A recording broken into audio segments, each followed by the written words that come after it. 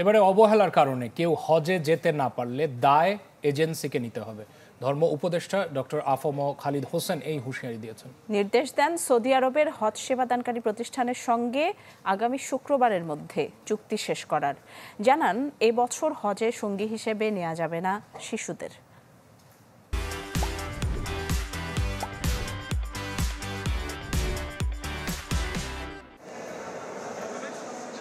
হজযাত্রা নির্বিঘ্ন করতে বিভিন্ন উদ্যোগ সত্ত্বেও প্রতি বছরই শেষ মুহূর্তে দেখা যায় নানা অনিয়ম।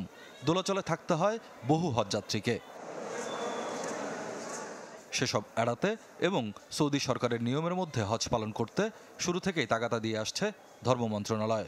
এবছরের হজ ব্যবস্থাপনার অগ্রগতি জানাতে সচিবালয়ে সংবাদ সম্মেলন করেন ধর্ম উপদেষ্টা। গতকালও আমাদেরকে একটা গুরুত্বপূর্ণ বার্তা পাঠানো হয়েছে। উপদেষ্টা বলেন, সৌদি সরকার বেঁধে দেওয়ার সময় অর্থাৎ 14 ফেব্রুয়ারির মধ্যে এজেন্সিগুলোকে অবশ্যই সব ধরনের চুক্তি সম্পন্ন করতে হবে।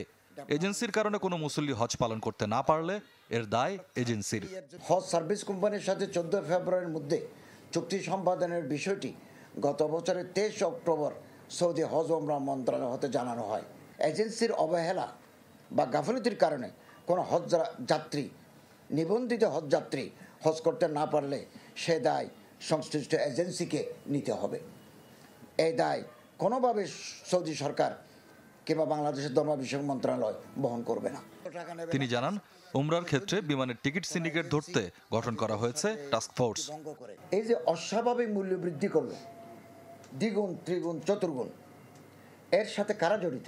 স্বরাষ্ট্র মন্ত্রণালয়ের সিনিয়র সচিবকে সভাপতি করে 7 সদস্য বিশিষ্ট তদন্ত কমিটি গঠন করা হয়েছে। 15 কার্য দিবসের মধ্যে কমিটি প্রতিবেদন দেবে। এবছর হজযাত্রীরা শিশুদের আর সঙ্গে নিতে পারবেন না বলে জানান ডক্টর খালিদ হোসেন। তবে কত বছর পর্যন্ত শিশু হিসেবে ধরা হবে সেই সীমা এখনো জানায়নি সৌদি আরব। সৌদি আরবকে আমরা বলেছি আপনারা এজটা আমাদেরকে জানাই দেন, এখনো জানায় নাই। স্বপ্নিল শাহরিয়ার শিশির, চ্যানেল 24, ঢাকা।